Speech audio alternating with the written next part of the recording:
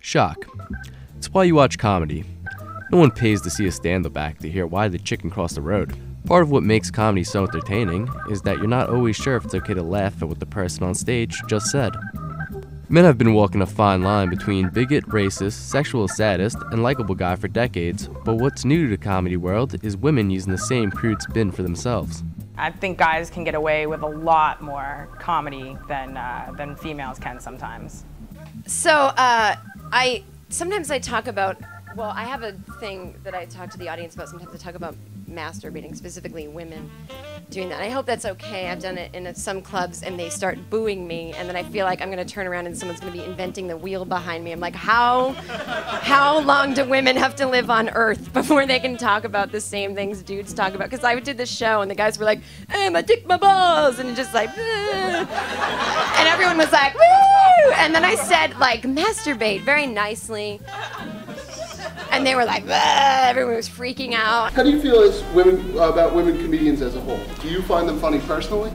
I don't find a lot of women funny. I think some women try too hard to be funny, and that's never funny. Is there a good taste line to you? And if there is, do you normally follow it or do you push it? I think every joke has to have a little bit of tact. I think there is a line that you can cross and become too tasteless. I kind of, Johnny Cash, I walk the line. I don't try to go too overboard, but at the same time, nothing really is off topic to me. I walked into Jimmy's office, and Adam was on his knees with Jimmy's in his mouth. And I said, oh my God, you're gay. I can't believe you guys are gay. And then they explained to me that Adam wasn't his, he was cleaning it. I think Sarah Silverman ruined women in comedy, and then I think Lisa Lampanelli kind of brought it back to what a raunchy broad used to be, like old school, Joan Rivers, and like Whitney. I feel bad. Like I don't ever want to I don't ever want to get down on a fellow female comedian, because any female comedian who's out in public and who is in the forefront of television or comedy on Comedy Central, I think that they only enhance the ability for other women comics to actually get noticed. But I don't find sometimes a lot of the content funny. Like what is funny on Twitter doesn't translate to what's funny in general. But at the same time, if you're a size 2 with a rack, any guy's really gonna laugh at you. So it's, there's that problem with comedy too. Lisa Lampanelli's just as hysterical,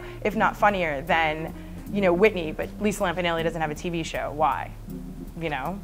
How many Hispanics does it take to clean a bathroom? None. That's a nigger's job. Hey, wait a minute. That's kind of a black joke, too.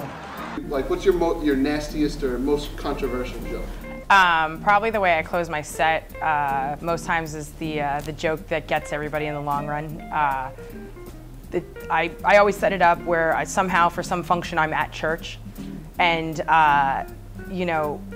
so I go through the whole process, and I go, and then the priest stands up, and so everybody in the church stands up, and we all do some sermon, and then after it's over, he says, now is the point of the Mass where you can either choose to sit or kneel, and I always find myself asking, does he give the altar boy the same courtesy?